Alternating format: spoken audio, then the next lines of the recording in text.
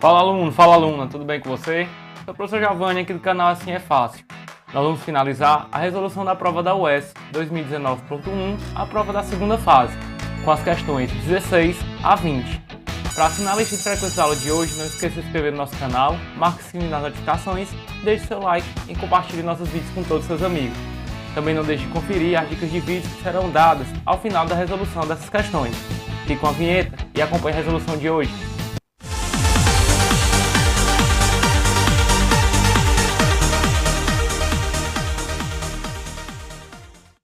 A primeira questão desse vídeo é a questão 16 do vestibular da UES 2019.1, a prova da segunda fase.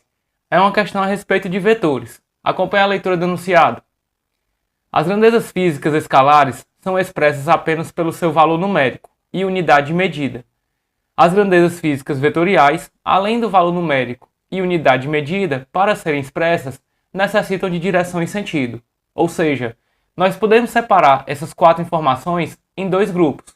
O grupo referente aos valor numérico e à unidade, nós podemos chamar de módulo. E o grupo formado pela direção e o sentido, nós chamamos de orientação. Com base nisso, assinale a opção que corresponde a uma grandeza física de natureza vetorial. Para que o aluno possa facilmente identificar que grandeza corresponde a uma grandeza vetorial, basta que ele faça a pergunta para onde. Sempre que ele fizer a pergunta para onde e a grandeza tiver uma resposta, ela corresponde a uma grandeza vetorial. Quando essa pergunta não tiver resposta, se trata de uma grandeza escalar. Vejamos. A alternativa A fala da massa. Se você perguntar um determinado valor de massa para onde, veja que a pergunta não faz o menor sentido. Então a massa se trata de uma grandeza escalar. Energia, a mesma coisa. Uma determinada energia dissipada por um determinado sistema também não faz sentido a pergunta para onde. Portanto, também trata-se de uma grandeza escalar.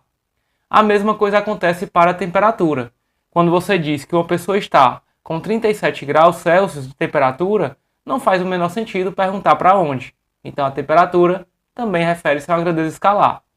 Porém, a aplicação de uma força, quando você aplica uma determinada força, você aplica uma determinada direção e para um determinado sentido. Portanto, a força trata-se de uma grandeza vetorial, sendo a resposta para a questão 16 a alternativa D do gabarito 1. Acompanhe a resolução da próxima questão. A questão que nós vamos resolver agora é a questão 17 e ela trata sobre acústica, mais precisamente, efeito Doppler. Acompanhe a leitura do enunciado. Suponha que uma fonte sonora com velocidade de módulo V se desloca na direção de uma pessoa. Este observador também se desloca com a mesma velocidade V, no mesmo sentido e direção, tentando se afastar da fonte sonora. Nesta situação, pode-se afirmar corretamente que, para que a gente possa analisar a frequência observada diante do movimento da fonte, nós temos que lembrar que a frequência percebida, que nós vamos representar por f', corresponde à frequência emitida, o próprio f, multiplicado por uma razão. Esta razão corresponde à divisão entre as operações velocidade do som mais ou menos a velocidade do observador, dividido pela velocidade do som mais ou menos a velocidade da fonte. Diante dessa expressão, nós vamos ter que decidir se nós vamos somar ou subtrair a velocidade do som à velocidade do observador, a mesma coisa para o denominador, se nós vamos somar ou subtrair a velocidade do som à velocidade da fonte. Para que você possa tomar essa decisão, é importante que você perceba que a frequência percebida ela vai aumentar sempre que há uma aproximação entre o observador e a fonte, e vai reduzir sempre que há um afastamento. Desta forma, se nós temos o observador e a fonte se movendo no mesmo sentido, sempre com o observador tentando se afastar da fonte, nós podemos representar esta situação como sendo a fonte sonora, representada por essa caixinha de som, com uma determinada velocidade, que nós vamos indicar para a direita, e o observador, que eu vou representar por esta pessoa, também com a velocidade para a direita, tentando se afastar da fonte. Veja que se o observador estiver conseguindo se afastar da fonte, ele vai perceber uma frequência menor do que a emitida. Sendo assim, nós vamos utilizar no numerador o sinal negativo, visto que, se ele está tentando se afastar, a frequência percebida por ele vai ser menor do que a frequência emitida. Portanto, da velocidade do som, nós subtrairemos a velocidade do observador. Veja que a fonte tenta se aproximar do observador. Caso ela conseguisse se aproximar, a frequência percebida pelo observador seria maior do que a frequência emitida. Desta forma, a velocidade do som precisa ser subtraída, visto que no denominador, quanto menor o valor, maior é o resultado. Portanto, sempre que a fonte estiver tentando se aproximar, nós iremos usar a subtração. Sempre que a fonte estiver tentando se afastar, nós iremos usar a soma. Já o observador é o inverso. Sempre que o observador estiver tentando se afastar, nós utilizamos a subtração. Sempre que o observador estiver tentando se aproximar, nós utilizamos a soma. Desta forma, como foi informado na questão, que o módulo das velocidades do observador e da fonte são iguais e de valor v, nós podemos reescrever essa expressão como f' sendo igual a f, que multiplica a velocidade do som menos v dividido pela velocidade do som menos v. Veja que nós vamos ter um numerador igual ao denominador. Podemos, assim, simplificá-los, restando aqui que a frequência percebida vai ser igual à frequência emitida. Vamos ler as alternativas. Item A. A frequência da onda sonora ouvida pela pessoa aumenta. Veja que a gente encontrou que a frequência percebida será igual à frequência emitida. Então, item A está errado. Item B. A frequência da onda sonora ouvida pela pessoa não se altera. É exatamente esta alternativa. A resposta seria o item B. Acompanhe a resolução da questão 18. Nós vamos resolver agora a questão 18, que trata sobre o assunto trabalho. Acompanhe a leitura do enunciado. Uma criança desce um tobogã por uma extensão de 3 metros. Vamos começar separando os dados da questão. Primeira informação fornecida pela questão é o comprimento do tobogã, que corresponde a 3 metros. Suponha que a força de atrito entre a criança e o tobogã seja de 0,1 Newton. Então, a força de atrito possui um módulo de 0,1 Newton. E que o ângulo de inclinação da superfície seja de 30 graus em relação à horizontal. Nós vamos aqui chamar essa inclinação de θ, mas é muito importante que a gente perceba o que corresponde a esse ângulo θ. Vou aqui fazer a representação do tobogã, que nada mais é do que um plano inclinado em relação à horizontal, em que esse tobogã está inclinado em relação à horizontal do ângulo de 30 graus. Então esse é o θ correspondente à questão. E nós temos uma criança que está descendo por esse tobogã, sofrendo a ação de uma força de atrito.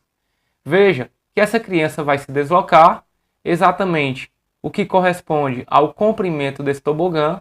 Este seria o seu vetor de deslocamento, enquanto atua sobre ela uma força de atrito que sempre atua de forma paralela ao plano de deslizamento e no sentido contrário ao que o deslizamento ocorre. Então este seria o vetor que corresponde à força de atrito. Vamos continuar a leitura do enunciado. O trabalho realizado pela força de atrito nessa descida é em joules. Então ele quer que a gente calcule o trabalho especificamente da força de atrito.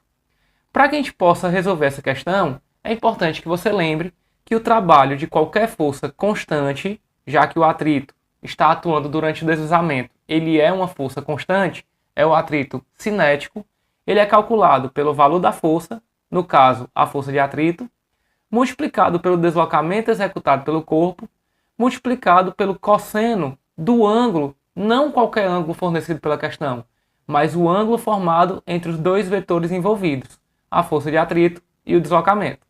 Veja que se o deslocamento ocorre no sentido de descida do tobogã e a força de atrito é oposta, este ângulo é de 180 graus.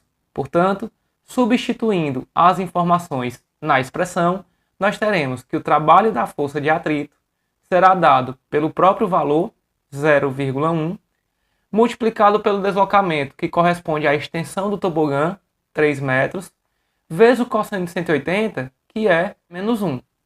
Tendo assim, o trabalho da força de atrito igual a menos 0,3 Joule.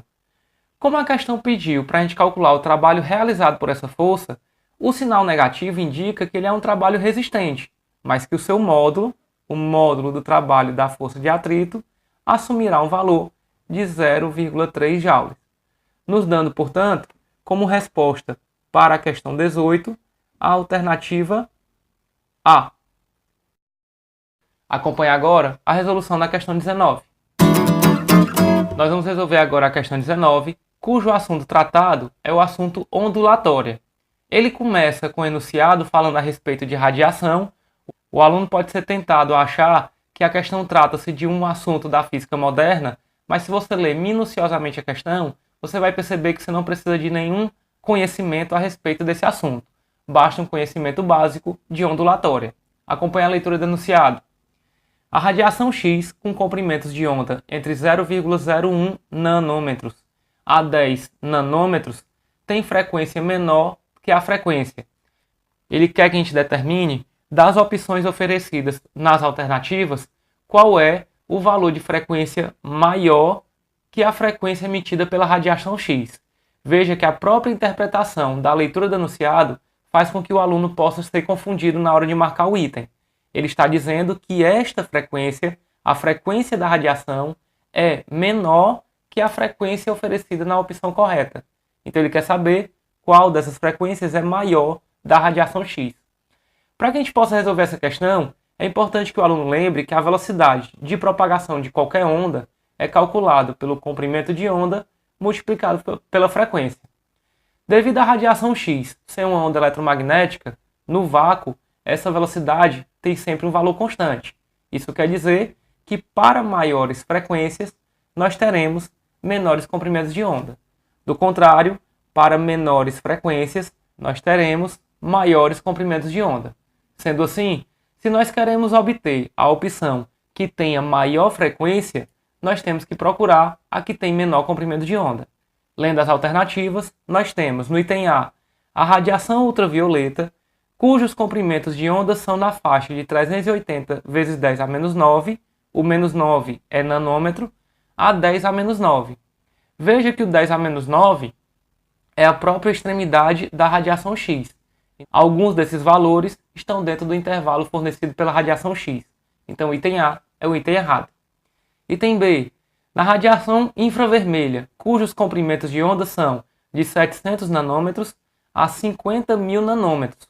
Nós temos comprimentos de onda maiores do que o fornecido e nós queremos comprimentos de onda menores para a frequência maior. C. A radiação da faixa visível, cujos comprimentos de onda são na faixa de 400 a 750 nanômetros. Veja que, de novo, nós temos comprimentos de ondas maiores e nós queremos menores para que a frequência seja maior. E o item D, da radiação gama, cujos comprimentos de onda são da faixa de 10 a menos 12 a 10 a menos 14. Pelo expoente ser negativo, quanto maior o seu valor absoluto, menor é o valor que ele representa. Então veja que nós temos um intervalo de comprimentos de onda bem menor do que o da radiação X, fazendo com que essas frequências sejam maiores, nos dando como resposta para a questão 19, a alternativa D. Acompanhe a resolução da última questão desse vídeo e da última questão do vestibular da UES 2019.1, a prova da segunda fase. Nós vamos resolver agora a última questão do vestibular da UES 2019.1, a prova da segunda fase, a questão número 20, que trata a respeito de radiação. Acompanhe a leitura do enunciado. Define-se a meia-vida de um material radioativo como o tempo para que a sua emissão caia à metade. Veja que o aluno não necessita ter nenhum conhecimento mais aprofundado a respeito desse assunto para que ele consiga resolver a questão. O único conhecimento que ele deveria conhecer, o próprio enunciado trata de explicar. Continuando a leitura. Suponha que uma amostra de material radioativo emitia 120 partículas alfa por minuto. Depois de 60 dias, a amostra passou a ser 15 partículas alfa por minuto. Então veja que foi fornecido a relação da emissão pela quantidade de dias em que essa emissão houve uma redução. Ela então reduziu de 120 partículas por minuto para 15 partículas por minuto. Essa redução de 120 para 15 ocorreu em 60 dias. Ele quer que a gente calcule a meia-vida da amostra de material radioativo em dias. Ou seja, para que ela reduza a metade, se ela estava emitindo 120, a metade é 60, eu preciso saber em quantos dias ela vai sofrer essa redução. Veja que nada mais é do que uma questão de regra de 3. Como a emissão reduz proporcionalmente, nós vamos resolver aplicando a regra de 3, multiplicando os meios e igualando ao produto dos extremos. Ficando então 120 menos 15, 105, multiplicado por x, vai ser igual a 120 menos 60, 60, multiplicado pelo 60. Nós vamos ter que o x vai ser resultado do 60 vezes 60, 3.600, dividido pelo 105, que vai nos dar como resposta para essa questão 20 dias, nos dando como alternativa o item A. Se você curtiu a resolução desse último bloco de questões do vestibular da UES 2019.1, a prova da segunda fase, deixe nos comentários o Assim é Fácil. Também não deixe de se inscrever no nosso canal, marcar o sininho das notificações, deixe o seu like e compartilhe nossos vídeos com todos os seus amigos. Conheça o nosso aplicativo que encontra-se disponível na Play Store para sistemas Android, nos siga nas redes sociais e não deixe de acompanhar a resolução dos próximos vestibulares. Fiquem bem, bons estudos e assim é fácil!